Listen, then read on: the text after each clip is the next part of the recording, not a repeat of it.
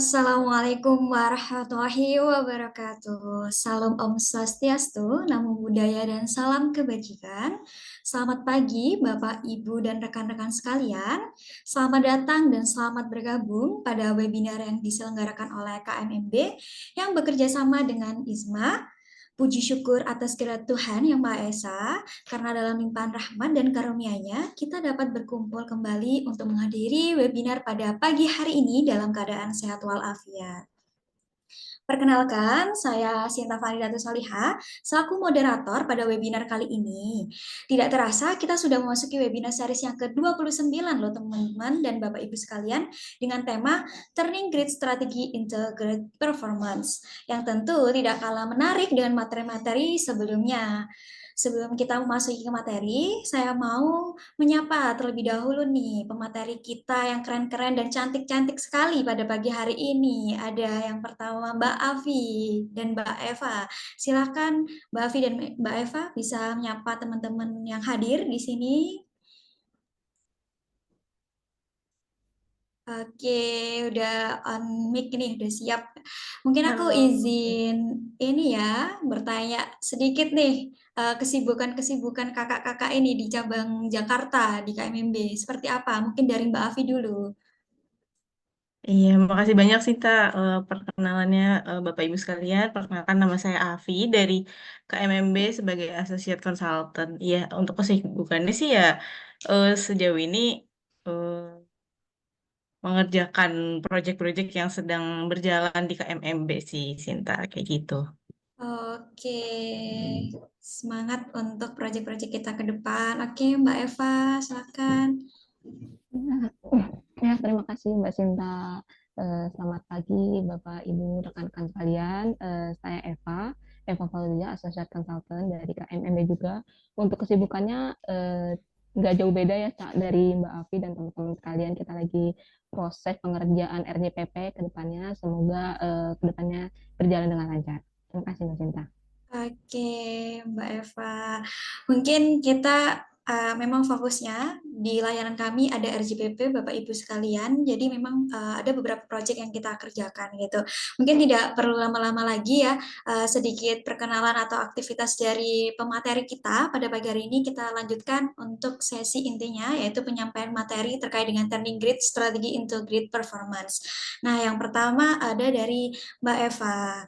Mungkin bisa dibantu admin untuk share screen. Oke, mungkin kita balik ke slide awal kali ya. Oke, terima kasih sebelumnya Mbak Sinta atas waktunya. Baik, saya mulai ya. Selamat pagi, saya ucapkan kembali kepada Bapak Ibu semuanya. Semoga semuanya dalam keadaan sehat walafiat. Eh, Alhamdulillah webinar kita KMMB udah sampai ke 29, di mana materi yang akan kita bahas sekarang adalah Trading Grade Strategi into Grade Performance. Pada umumnya, sebuah perusahaan ini diberi banyak pilihan ya mengenai strategi untuk pertumbuhan perusahaan tersebut. Namun, sebagus-bagusnya sebuah strategi atau perencanaan itu, perusahaan juga harus bisa menerjemahkan strategi tersebut ke dalam sebuah tindakan nyata dan kinerja yang ingin diinginkan. Oleh sebab itu, kita sekarang akan membahas mengenai bagaimana perusahaan itu bisa mengubah strategi yang mereka buat, strategi yang bagus ini, strategi yang baik ini menjadi sebuah kinerja yang luar biasa untuk mencapai tujuannya. Seperti itu. Masalah umum yang sering terjadi dalam sebuah perusahaan, banyak ya dari perusahaan udah berbulan-bulan nih atau bahkan bertahun-tahun untuk membuat atau memiliki sebuah strategi perencanaan yang baik, namun mereka ini gagal dalam pelaksanaannya. Artiannya banyak yang tidak apa ya menghasilkan hasil yang diinginkan seperti itu. Contoh, kita tahu Nokia ya. Nokia ini benar-benar berjaya tahun 90-an atau bahkan 2000-an. Bukan hanya di Indonesia, bahkan di dunia itu pasti tahu atau pernah pakai ponsel ini gitu. Namun sekarang ponsel ini apa Nokia ini mulai tergeser dengan smartphone yang mulai populer lagi. Penyebabnya apa? Kita akan membahas di next selanjutnya. Oke, mungkin bisa next. Di sini dijelaskan bahwa kebanyakan strategi perusahaan itu hanya dapat realisasi sebesar 63% dari target kinerja yang dibuat. Mengapa? Nah, kita akan membahas ini mengapa nih. Perusahaan itu rata-rata menghasilkan 63% ya tadi dijelaskan dari kinerja yang udah dijanjikan seperti itu. Banyak manajer atau pemimpin itu mendorong pelaksanaan yang lebih baik ketika sebenarnya tuh mereka butuh strategi yang baru atau salah di pelaksanaannya seperti itu. Oleh sebab itu ketika kita tuh harus bisa memisahkan ya antara strategi dengan pelaksanaannya seperti itu. Kalau kita lihat di bagian sebelah kanan itu dijelaskan bahwa terdapat 37% average performance loss. Ya, kalau kita lihat yang paling pertama ini ada 7,5% didapatkan dari uneducated atau unavailable source. Artinya ketika sebuah perusahaan itu membuat strategi atau goals yang tinggi, sebenarnya kalau kita ngomongin tentang strategi atau goals yang tinggi itu wajar-wajar aja kalau perusahaan itu memiliki ambisius yang tinggi ya untuk strateginya itu, apalagi ini untuk berkaitan dengan pertumbuhan perusahaan. Tapi perusahaan itu juga harus melihat kembali nih kemampuannya, sumber dayanya ada atau tidak, fasilitasnya mendukung atau tidak.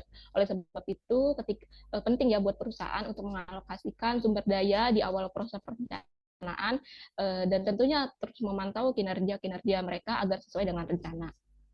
Seperti itu. Masalah sumber daya ini bisa diatasi jika memang perusahaan ini punya tekad yang tinggi atau adalah dananya gitu. Perusahaan bisa melakukan outsource dari luar perusahaan, di mana perusahaan ini bisa merekrut kinerja luar perusahaan untuk kepentingan strategi ini gitu. Tapi di sini juga perusahaan harus memantau gitu, karena untuk memantau apakah ini tuh udah sesuai dengan strategi kita, sesuai dengan tujuan kita atau tidak, seperti itu. Yang kedua ini ada 5,2% ya, purely komunikasi strategi atau komunikasinya jelek atau gangguan dalam komunikasi. Di sini banyak dari perusahaan ya ini gagal dalam pelaksanaan strateginya karena ya komunikasinya gagal gitu, dalam artian bisa aja karena ada kesalahpahaman ya kan dalam menerjemahkan strategi dari pemimpinnya dari level atas ke level bawahnya gitu. Karena sebuah strategi ini bukan hanya didukung oleh satu atau dua departemen aja gitu, satu atau dua orang aja, tapi semua itu harus supporting gitu.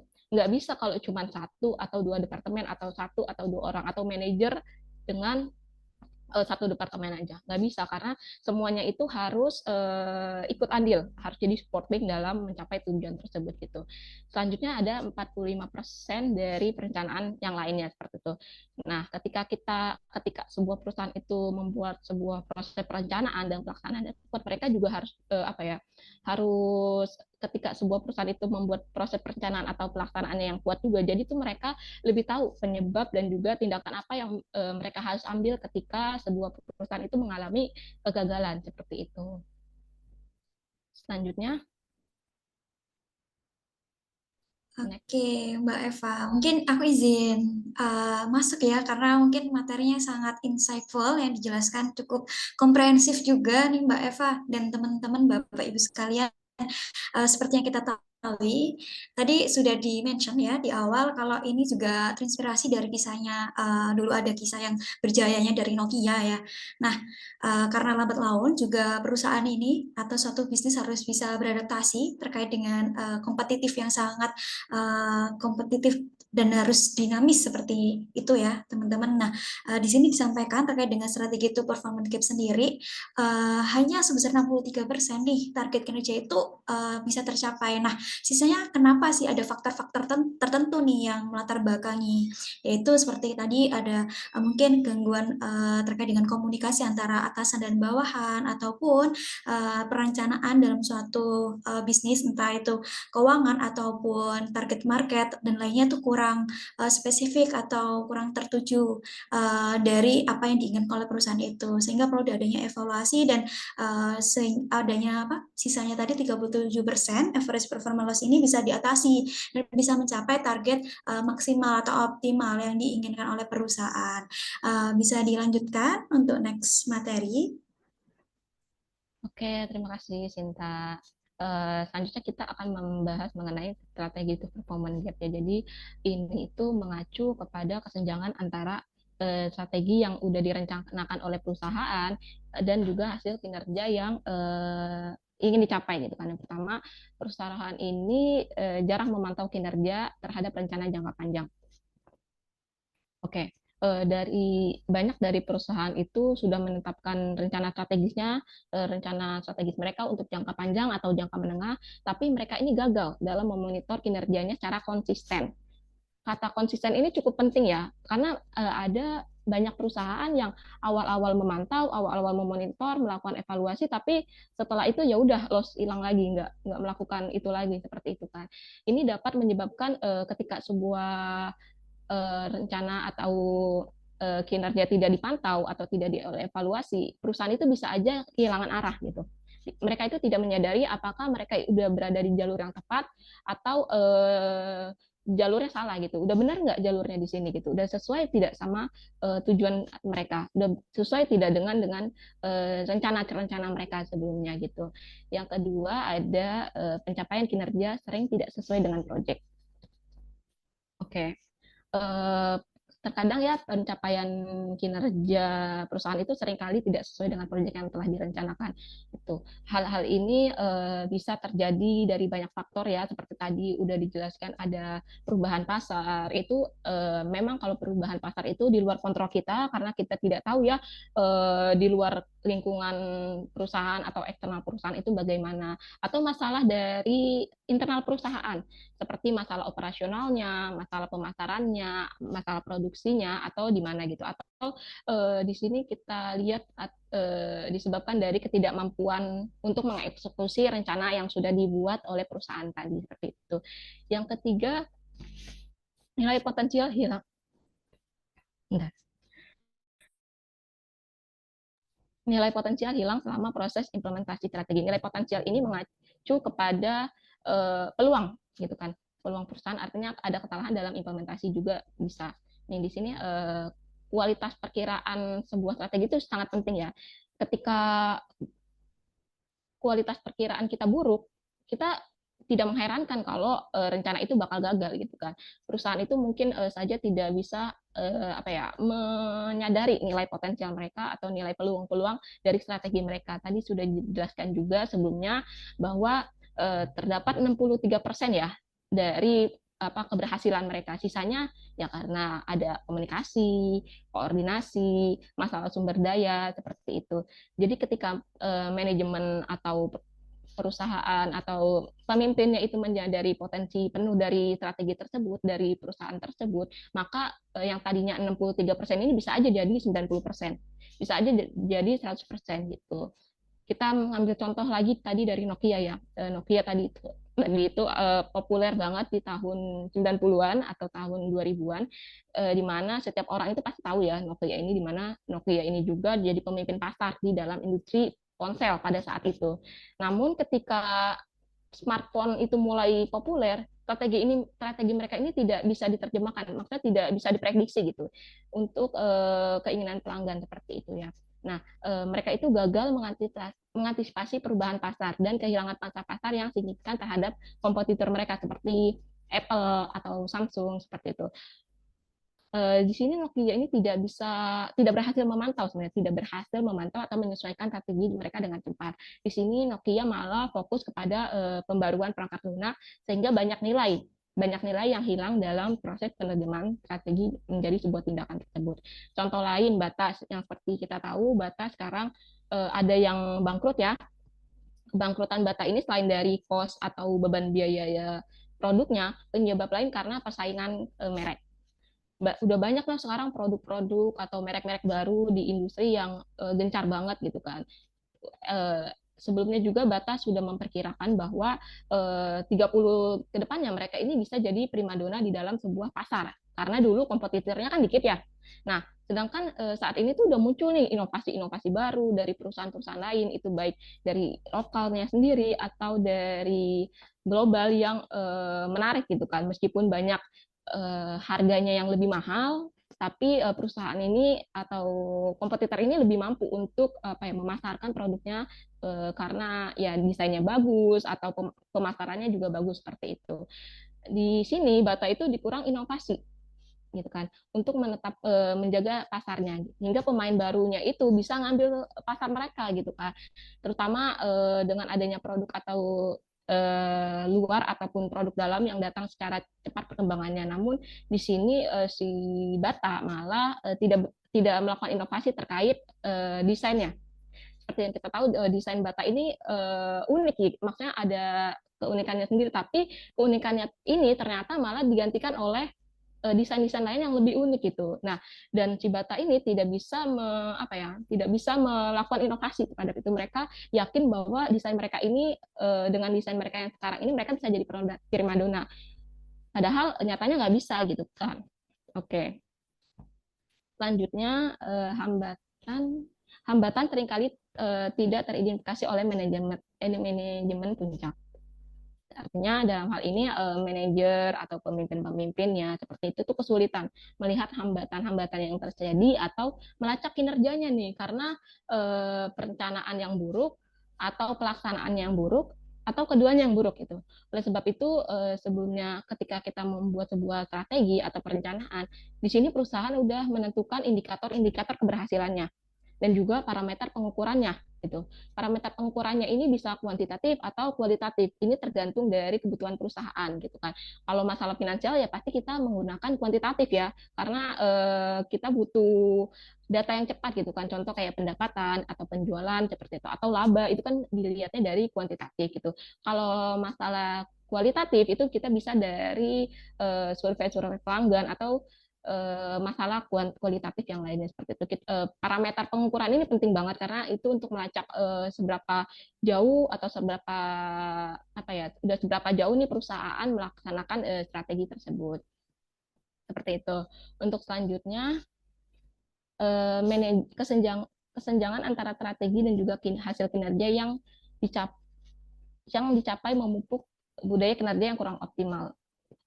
Oke, berarti di sini adanya ketidaksesuaian antara strategi yang direncanakan dengan hasil kinerja, di mana itu akan membentuk sebuah budaya kinerja yang kurang optimal, karena pergeseran budaya ini kan halus banget ya. Pergeseran budaya itu cepat tapi halus gitu kan. Ketika budaya itu sudah berakar, itu sulit untuk membalikannya lagi gitu, untuk meredanya lagi gitu kan. Kesenjangan antara strategi dengan kinerja itu dapat memupuk budaya di mana kinerja kurang optimalnya ini menjadi sebuah norma. Ini terjadi karena karyawan itu merasa bahwa tujuan strategis mereka itu tidak sesuai gitu, tidak realistis, artinya tidak sesuai kemampuannya gitu, atau mereka itu tidak diberi alat atau dukungan yang cukup untuk mencapainya. Oleh sebab itu saya simpulkan kalau kita membuat sebuah perencanaan, perusahaan itu harus menentukan indikator-indikator keberhasilannya, juga parameter pengukurannya bagaimana, apakah menggunakan kualitatif ataukah menggunakan kuantitatif, itu disesuaikan dengan kebutuhan pasar, kebutuhan perusahaan seperti itu. Kedua, ketika kita membuat sebuah perencanaan, kita juga harus lihat kemampuan kita bagaimana, kemampuan perusahaan itu bagaimana. Boleh kita membuat sebuah strategi atau sebuah perencanaan itu tinggi, tapi kita juga harus realistis gitu kan. Tujuannya realistis enggak gitu kan. Karena yang mengerjakan itu karyawan gitu kan. Karyawan yang mengerjakan, kalau tujuannya tidak realistis atau karyawannya itu tidak diberi alat atau dukungan gitu kan, ya nggak bisa gitu. Semuanya itu harus kerja gitu. Semuanya itu harus sesuai dengan kemampuan atau kemampuan perusahaan sendiri atau sumber daya yang ada gitu. Mungkin saya kembalikan ke Mbak Moderator, Mbak Sinta. Oke, terima kasih atas penyampaian materi nih dari Mbak Eva. Sangat insightful sekali ya teman-teman. Di sini terkait dengan pembahasan strategi to performance gap. Mungkin saya juga sangat tertarik nih apa yang dijelaskan tadi, karena kita bisa mengetahui nih strategi apa yang bisa dilakukan oleh perusahaan gitu ya ketika menghadapi sesuatu hal yang terjadinya performance gap ini. Misal tadi di sini ada perusahaan jarang yang memantau kinerja terhadap rencana jangka panjang. Mungkin kedepannya bisa lebih bisa membuat perencanaan yang cukup matang dan tepat gitu ya, biar sesuai entah itu dari sisi budgeting ataupun waktu gitu. Mungkin dari pencapaian kerja yang mungkin tidak sesuai dengan proyek itu juga bisa melalui perencanaan yang matang dan tepat. Nah, di sini juga ada beberapa hal gitu ya, misal tadi nilai potensial yang hilang, kemudian juga ada hambatan yang seringkali tidak teridentifikasi gitu ya di awal, karena kita juga tidak tahu gitu ya.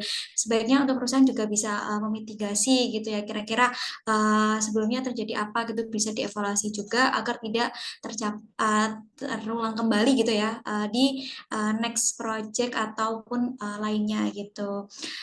Mungkin dari Bapak Ibu ada pertanyaan, nantinya bisa disampaikan di kolom chat dan kita akan kumpulkan nanti di sesi tanya jawab di akhir, akan dibantu untuk menyampaikan atau bisa langsung on mic gitu ya Bapak Ibu dan rekan-rekan sekalian. Untuk sesi pertama ini dari Mbak Eva bisa dicukupkan, dan nantinya ada sesi yang kedua dari narasumber kita yang tidak kalah menarik yaitu ya dari Mbak Afi. Bisa ditampilkan untuk tim admin terkait dengan layanan ataupun sosial media yang kami miliki. Mohon izin juga Bapak Ibu mengingatkan dari KMMB sendiri ada layanan RJPP ya.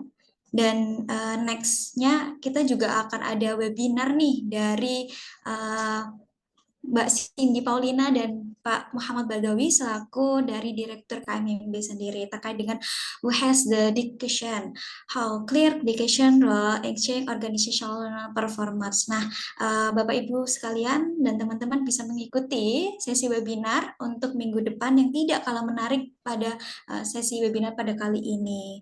Nah, Bapak Ibu juga bisa mengunjungi sosial media KMMB ya, dari YouTube maupun Instagram, website ataupun TikTok nih, yaitu KMMB Farm. Oke, mungkin bisa di next untuk tim admin. Oke, nah tidak perlu lama-lama lagi ya teman-teman Bapak Ibu sekalian, kita lanjutkan untuk sesi 2 dari Mbak Afi selaku asosiat konsultan juga di KMMB. Waktu dan tempat dipersilahkan. Oke,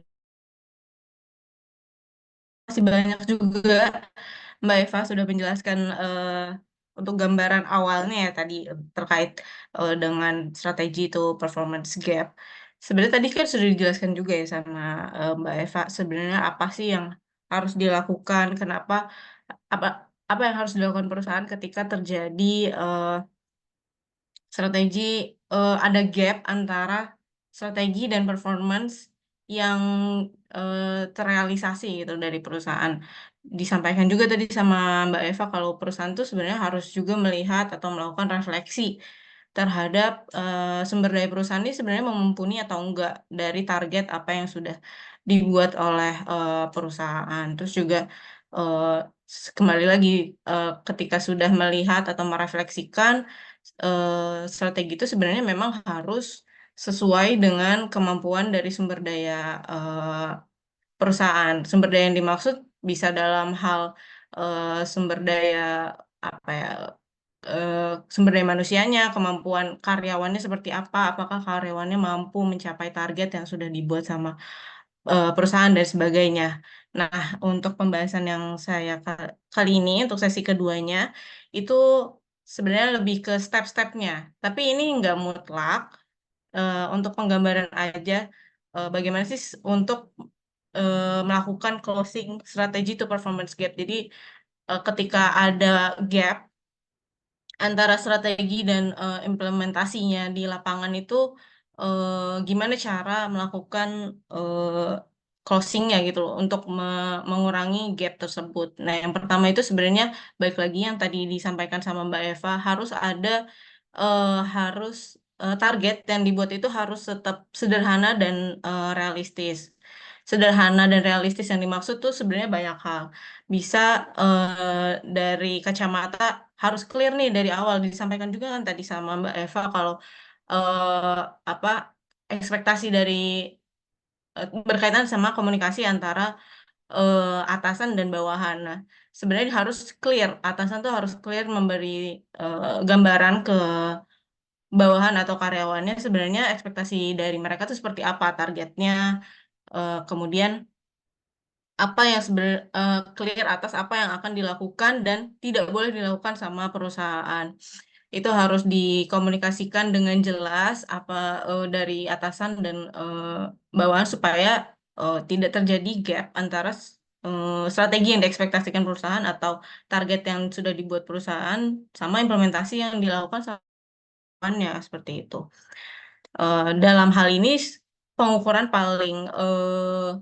paling mudahnya itu harus menggunakan, kalau menurut saya pribadi harusnya menggunakan angka supaya semuanya tuh satu pemikiran gitu loh. Jadi ketika misalkan kayak yang tadi sudah disampaikan sama Mbak Eva berkaitan sama laba perusahaan itu kan jelas harus apa bentuknya adalah angka. Jadi ketika jadi angka itu kan juga sifatnya pasti. Jadi ketika eh, perusahaan tidak dapat mencapai angka tersebut, berarti bisa di mungkin bisa dikatakan bahwa tidak mencapai target. Tapi kan sebenarnya banyak hal yang mempengaruhi apa saja yang banyak hal yang mempengaruhi ketidakcapaian laba laba dari perusahaan tersebut gitu. Terus ya, kemudian yang kedua juga selain targetnya tetap harus sederhana dan realistis,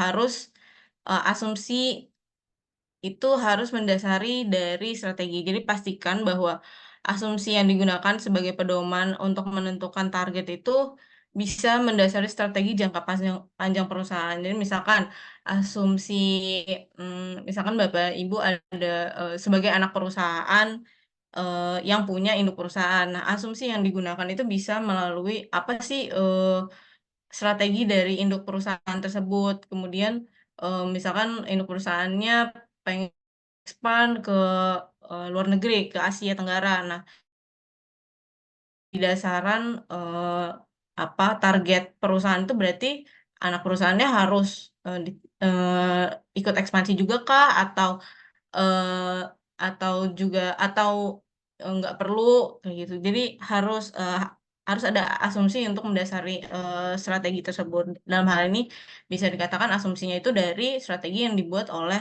perusahaan induknya. Kemudian untuk yang ketiga selanjutnya itu harus ada kesesuaian target dengan rencana implementasi. Jadi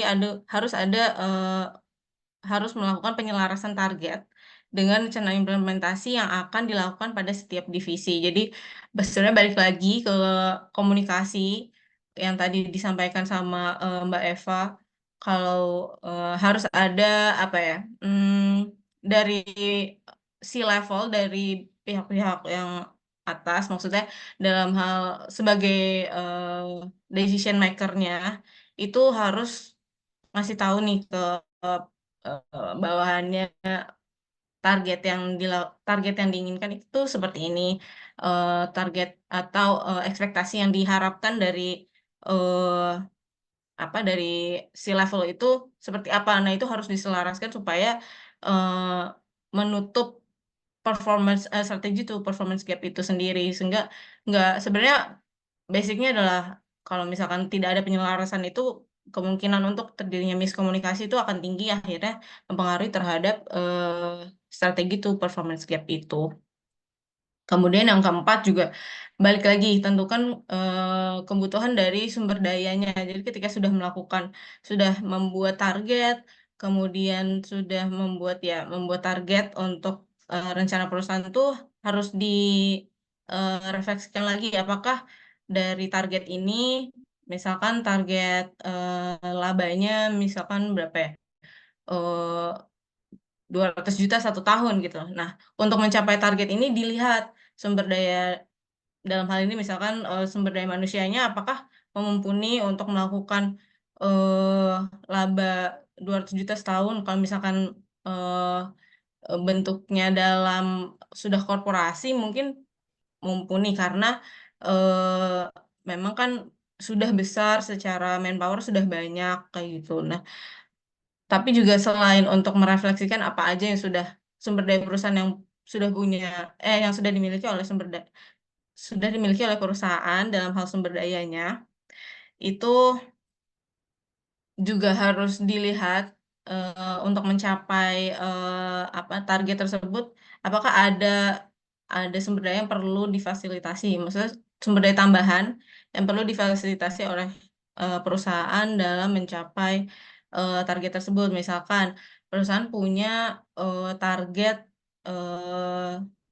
dalam 1 tahun ada 50% karyawan eh, sudah tersertifikasi eh, sesuai dengan bidangnya. Misalkan kalau keuangan harus punya sertifikasi brevet dan sebagainya. Nah, itu perusahaan juga harus memfasilitasi itu. Jangan hanya memberikan target aja nih, tapi nggak difasilitasi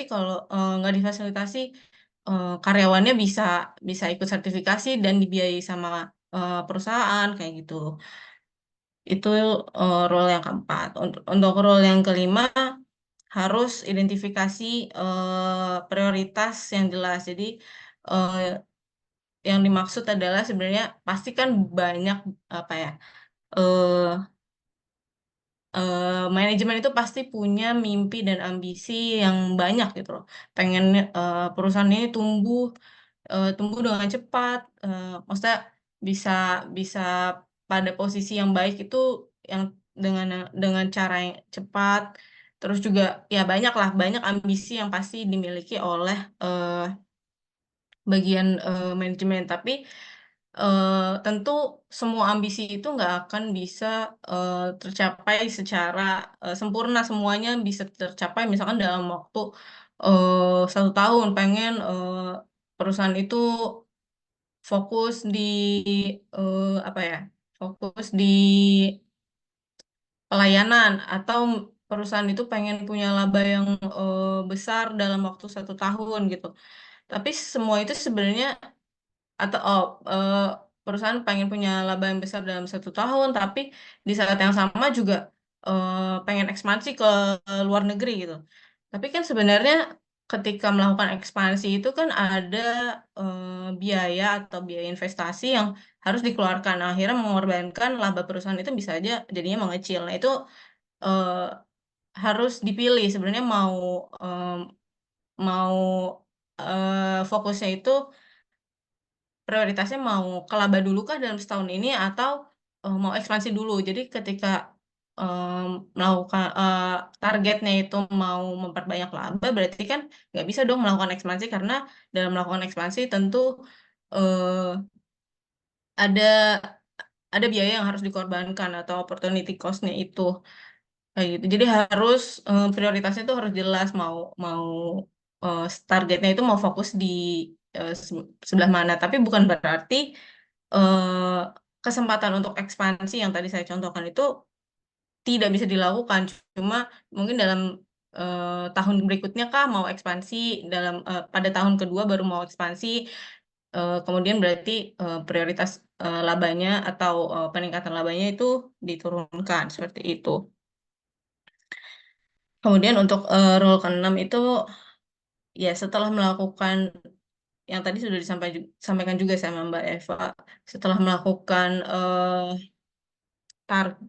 pembuatan target, kemudian sebenarnya perusahaan ini mau pengen tumbuh ke mana, maksudnya tumbuhnya dalam hal apa, indikatornya apa-apa saja. Setelah melakukan pembuatan target itu, tentu untuk meminimalisir adanya gap antara strategi dan performance itu harus dilakukan pantauan kinerja secara rutin. eh Harus ada ketika ketika tidak terjadi pantauan kinerja tentu eh bisa jadi apa strategi atau performance gapnya itu semakin besar karena eh ya tidak dipantau dan ya pergerakan antara implementasi dari targetnya itu tidak terpantau gitu. Jadi bisa aja terjadi hal-hal yang sebenarnya eh, di luar ada kesalahan gitu loh. Nah, ketika terjadi kesalahan dalam pencapaian target itu kan harus dilakukan perbaikan untuk memperbaiki kekurangan tersebut. Kemudian untuk role yang selanjutnya itu dari setelah sudah melakukan pantauan kinerja secara rutin, itu perusahaan itu harus mampu mengembangkan kemampuan eksekusi dari target tersebut. Jadi strategi yang baik itu harus juga diiringi dengan dalam mencapai target. Kayak gitu sih. Mungkin saya kembalikan ke moderator. Oke, mungkin sangat insightful sekali ya penyampaian dari Mbak Afi. Mungkin juga sempat dimention di pembicara kita pertama, yaitu Mbak Eva.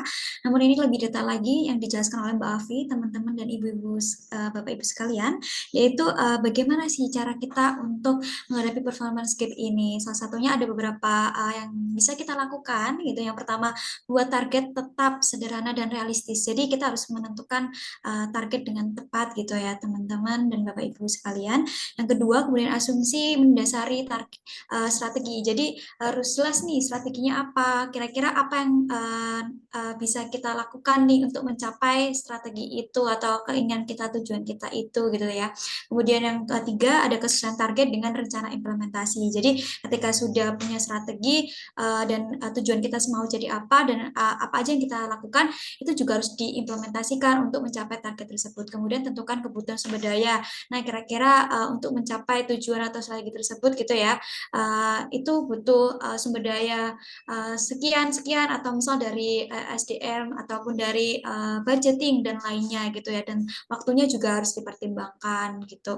Kemudian yang selanjutnya ada identifikasi prioritas yang jelas, yaitu harus bisa menentukan mana-mana aja yang harus didahulukan nih, kira-kira ini yang urgent dan emang ini harus didahulukan prioritasnya untuk bisa dilanjutkan proses-proses selanjutnya gitu. Kemudian yang selanjutnya pantau kinerja secara rutin. Jadi ketika kita sudah menjalankan itu semua, jangan serta-merta kayak dihiraukan atau dibiarkan begitu aja gitu ya, kayak bisa harapannya sesuai. Namun juga harus dipantau lebih detail dan rutin untuk aktivitas yang apa yang kita rencanakan seperti itu. Kemudian yang terakhir ada kembangkan kemampuan eksekusi. Nah, ketika memang di lapangan tidak sesuai atau apapun itu juga harus dievaluasi ataupun kita juga menyiapkan upaya-upaya untuk memitigasi adanya keinginan-keinginan yang tidak kita inginkan gitu ya. Jadi kita bisa langsung tanggap dan cepat ketika ada sesuatu yang tidak kita inginkan. Seperti bisa dilanjutkan untuk next slide.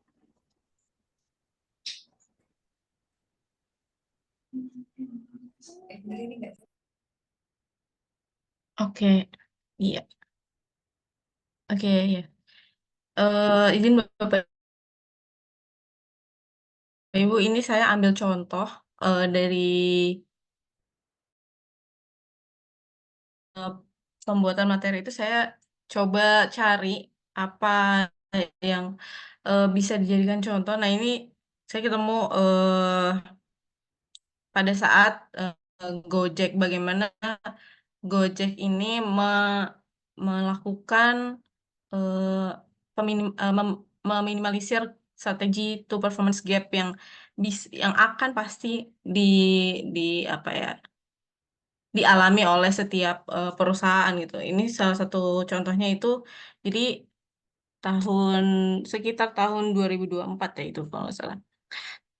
Itu ada kejadian eh, mitra atau dalam hal ini mitranya Gojek itu kan driver ya. Drivernya Gojek ini tuh eh dapat komplain dari penumpang bahwa dibilang kalau drivernya Gojek ini dapat komplain dari penumpang, dikatakan bahwa drivernya ini ugal-ugalan gitu loh ketika eh, membawa penumpang tersebut. Nah, itu berarti kalau saya identifikasikan, mungkin bisa ke slide selanjutnya. Ya, kalau bisa diidentifikasikan berarti kan sebenarnya ada kualitas layanan yang dipandang eh, pelanggan itu ya rendah. Maksudnya dalam hal kualitas layanannya eh, dari driver. Nah, berarti kan image-nya Gojek ini tuh dipandang kualitas layanan yang diberikan itu rendah. Padahal sebenarnya pasti target dari Gojek itu pengen kualitas layanan yang diberikan oleh mitra-mitranya ini baik. Sebenarnya kemudian untuk dalam setelah melakukan identifikasi dari apa sih yang terjadi sebenarnya di dalam Gojek itu, eh, dapat dilihat bahwa dari mungkin bisa sorry ke slide sebelumnya.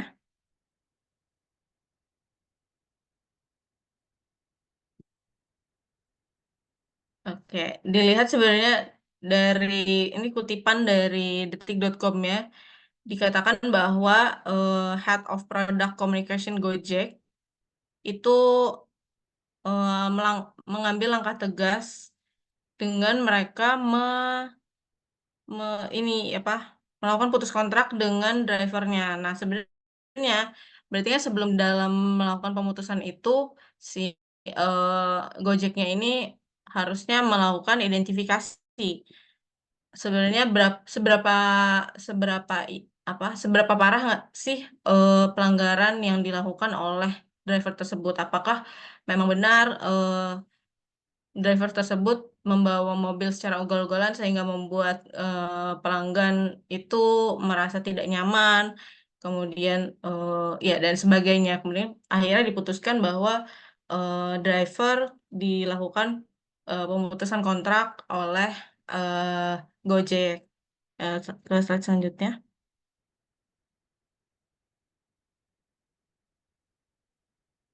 Nah, ini. eh jadi untuk melakukan setelah ya untuk setelah diidentifikasi sebenarnya level of mistake dari driver ini tuh seberapa besar. Gojek itu kalau yang saya lihat dari eh, apa berita tadi itu mereka memberikan apa ya tiga tiga solusi untuk closing the strategi to performance gap-nya itu. Yang pertama, yang tadi sudah saya sebutkan, itu Gojek melakukan pemutusan atau pemblokiran mitra bisa secara permanen ataupun secara sementara gitu, tergantung seberapa besar kesalahan yang dilakukan oleh driver tersebut. Nah, selain itu juga Gojek juga memfasilitasi adanya mediasi antara driver dengan pelanggan. Jadi mereka ya Gojek memberikan fasilitas untuk driver dan pelanggan ini bertemu dan berbincang apa sih sebenarnya masalahnya. Kemudian eh apa namanya? Ya berbincang mengenai apa saja masalahnya, kemudian apa yang sebenarnya dialami, apa yang ketidaknyamanan yang terjadi itu seberapa besar untuk masing-masing pihak gitu loh, supaya sebenarnya eh kal supaya ya apa ya eh tindakan yang dilakukan oleh Gojek ini fair untuk kedua belah pihak gitu, baik untuk driver maupun dengan untuk pelanggan itu sendiri. Kemudian setelah melakukan mediasi ini eh Gojek itu juga melakukan penawaran layanan seperti pemulihan psikis, kemudian juga pendampingan sampai ke misalkan pelanggannya ini tuh mau memproses lebih lanjut nih ke pihak berwajib mereka pelanggan tidak merasa tidak cukup hanya melalui mediasi aja gitu, penyelesaiannya itu enggak permasalahannya itu enggak selesai hanya melalui mediasi dan ingin sampai ke pihak berwajib. Nah itu Gojek juga memfasilitasi itu kepada pelanggan dalam melakukan pendampingan sampai ke pihak berwajib apabila memang pelanggannya ingin meneruskan apa laporan tersebut sampai pihak berwajib. Nah, sebenarnya eh, itu kan yang dilakukan oleh Gojek pada saat kejadiannya terjadi. Maksudnya eh, ketika masalahnya itu terjadi, ya yang dilakukan oleh Gojek adalah dengan memfasilitasi mediasi, kemudian juga untuk ke drivernya sendiri ada eh, sanksi berupa pemutusan atau pemblokiran kerjasama secara permanen ataupun sementara. Kemudian juga dari Gojeknya ini juga melakukan penawaran layanan pemulihan psikis sampai dengan pendampingan ke pihak berwajib bagi pelanggan. Nah, setelah kejadian itu, eh, Gojek ini juga melakukan komitmen dalam eh,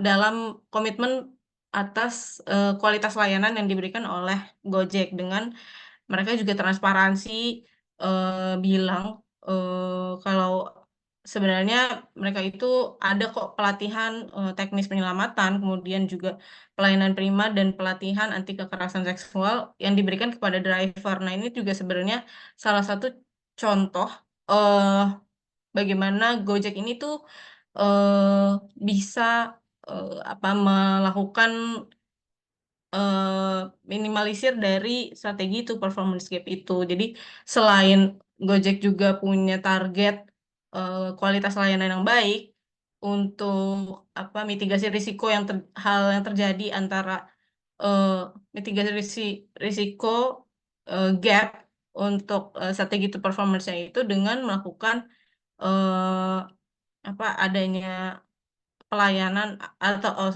pelatihan terhadap driver atas pelatihan kekerasan seksual, anti kekerasan seksual, terus harus memberikan pelayanan yang prima terhadap pelanggan dan sebagainya. Nah, itu salah satu mitigasi risiko yang dilakukan oleh Gojek juga untuk menutup gap antara strategi to performance yang ada di Gojek itu sendiri. Itu sih. Saya kembalikan ke moderator. Oke, Bapak Ibu sekalian, mungkin ini sangat insightful juga ya, karena ini sudah diberikan contoh secara real case-nya nih, terkait dengan permasalahan strategi to performance gap-nya di Gojek ya. Nah, dijelaskan tadi mungkin ada cekcok gitu ya, antara driver sama si penumpang sendiri gitu. Nah, ternyata di situ kita bisa mengidentifikasi nih, ternyata target dari si driver ataupun si Gojek itu sendiri kan memberikan pelayanan yang prima dan baik gitu ya. Kemudian secara realisasinya mungkin ada hal-hal yang tidak kita inginkan gitu ya. Nah, mungkin kualitas layanan tersebut dipandang rendah atau oleh pelanggan gitu. Mungkin ada beberapa yang memberikan review atau testimoni yang kurang mengenakan, entah itu karena drivernya ketika mengendarai ugal-ugalan ataupun ada beberapa protokol yang tidak dipenuhi atau apa yang membuat ketidaknyamanan oleh penumpang tersebut gitu.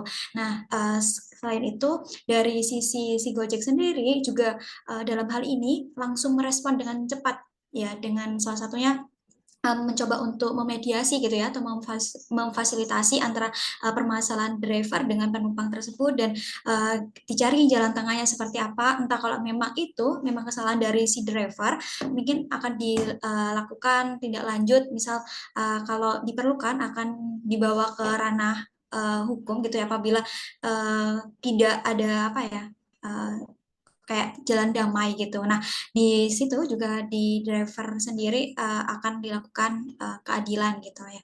Nah, di sini juga akan dilakukan perbaikan tentunya oleh Gojek gitu ke depannya, agar tidak terjadi sesuatu yang terulang gitu untuk next pelayanannya. Seperti itu. Mungkin Bapak Ibu sekalian, apakah ada pertanyaan juga bisa disampaikan di kolom chat ya, nanti akan kita sampaikan untuk pertanyaannya, dan Bapak Ibu sekalian bisa mengisi link sertifikat yang dikirimkan oleh tim admin di kolom chat gitu. Mungkin bisa di next untuk Mbak Afi, monggo. Oke, apakah ada yang ingin ditambahkan? Dari aku cukup sih. Ini mungkin ada pertanyaan tuh, Sinta, dari Pak Oke, Azizi. oke, iya. Mungkin sudah ada yang menotis ya pertanyaan di kolom chat, yaitu izin saya sapa nih. Halo, selamat pagi Pak Azizi. Mungkin bisa on mic ataupun on cam.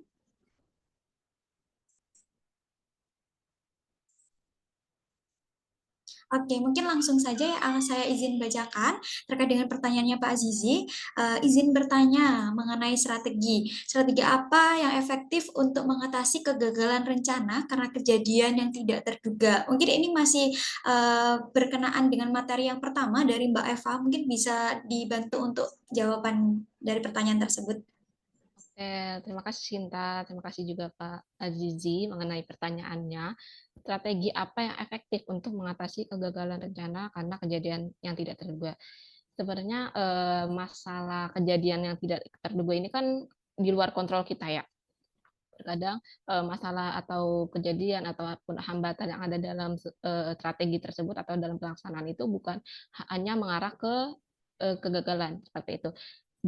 Bisa aja hambatan-hambatan atau strategi atau kejadian-kejadian yang di luar kontrol kita ini adalah challenge buat kita, ya kan? Challenge buat perusahaan untuk meningkatkan kapabilitasnya, meningkatkan kemampuannya terkait masalah ini, dan kedepannya perusahaan akan menjadi yang lebih baik seperti itu kan. Ketika perusahaan itu dengan cepat untuk menanggapi terkait permasalahan yang terjadi cepat dan juga tepat itu, maka kegagalan itu bisa aja nggak bakal terjadi gitu kan.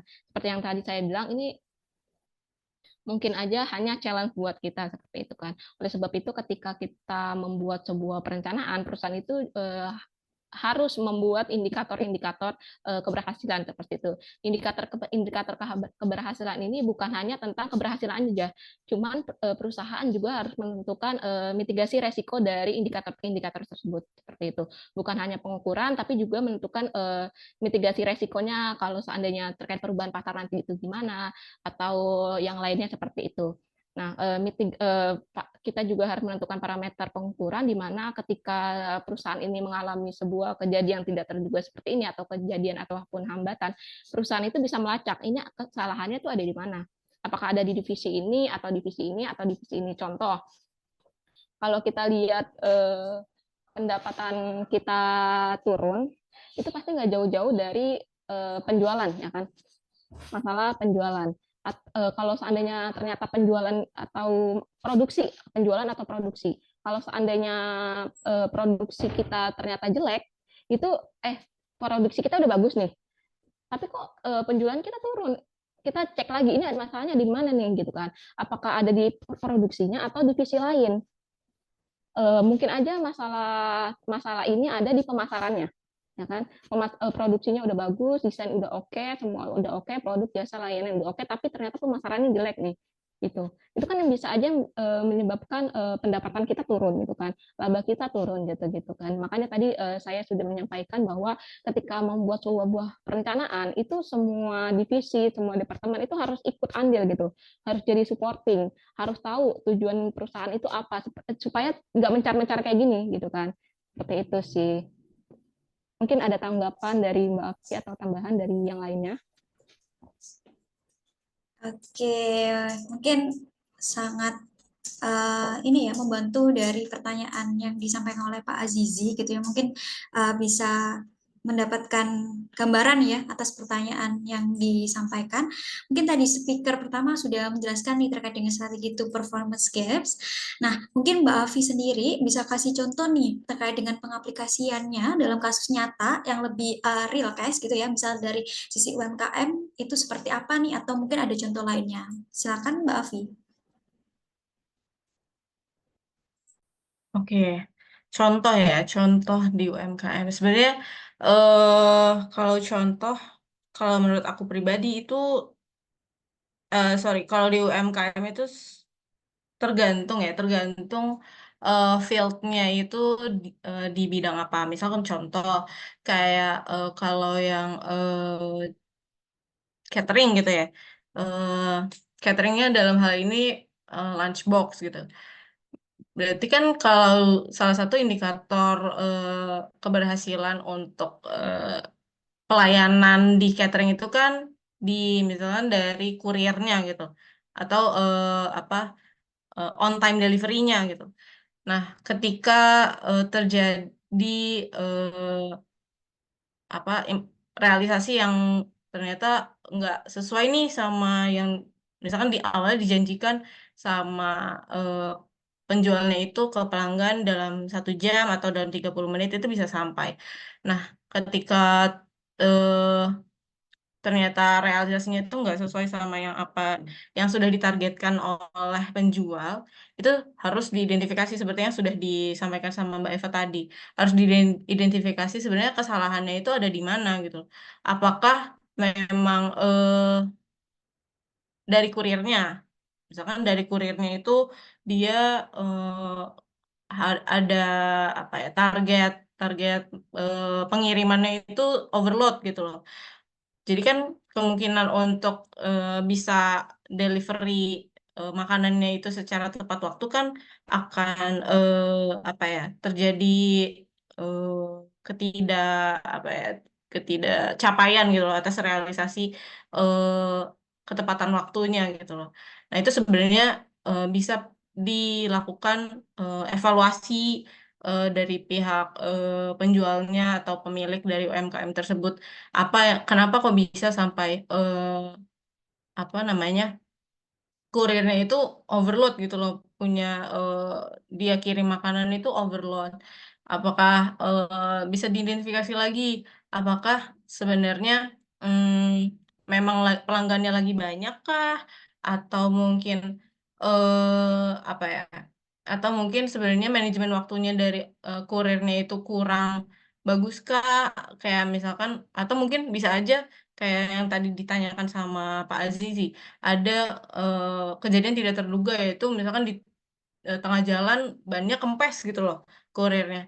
Nah, itu sebenarnya kan bisa dilakukan kalau menurutku sih dilakukan dari penjualnya itu disampaikan ke pelanggan, harus transparansi aja sih sebenarnya.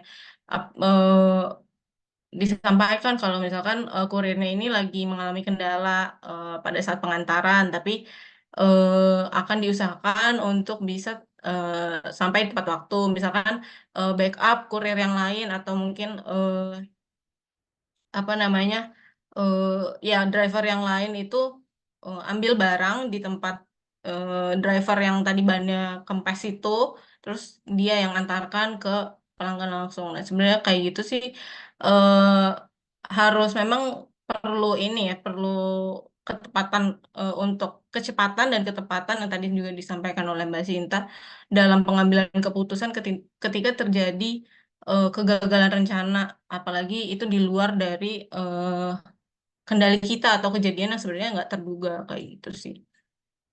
Oke, semoga membantu ya untuk Pak Azizi dengan jawaban-jawaban narasumber kita pada pagi hari yang sangat insightful sekali gitu ya.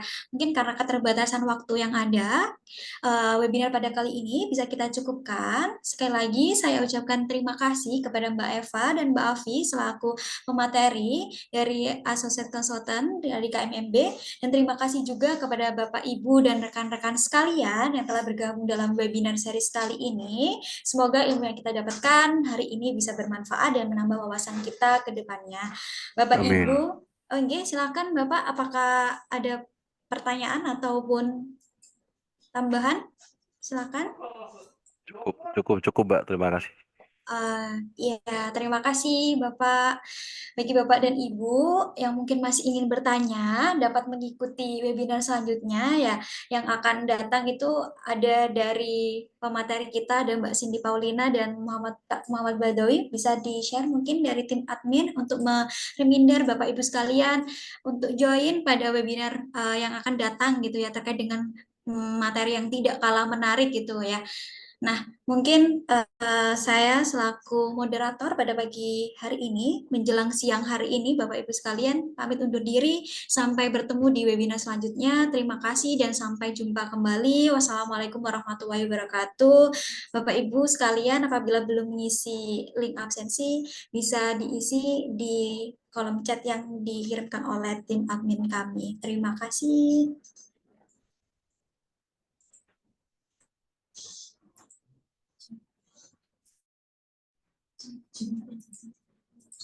Mungkin mengingatkan juga ya Bapak Ibu sekalian bisa mengunjungi untuk tim sosial media kami, yaitu ada dari YouTube maupun Instagram dan website dan TikTok KMMB Farm. Nanti akan disampaikan terkait informasi terkait dengan webinar selanjutnya ataupun layanan-layanan dari KMMB, dan ada beberapa materi yang mungkin disampaikan untuk menambah wawasan kita semua. Mungkin dari tim admin bisa mengirimkan link Zoom, link absensi ya, maksudnya apabila ada Bapak Ibu sekalian yang belum mengisi atau kelewat gitu ya Bapak Ibu.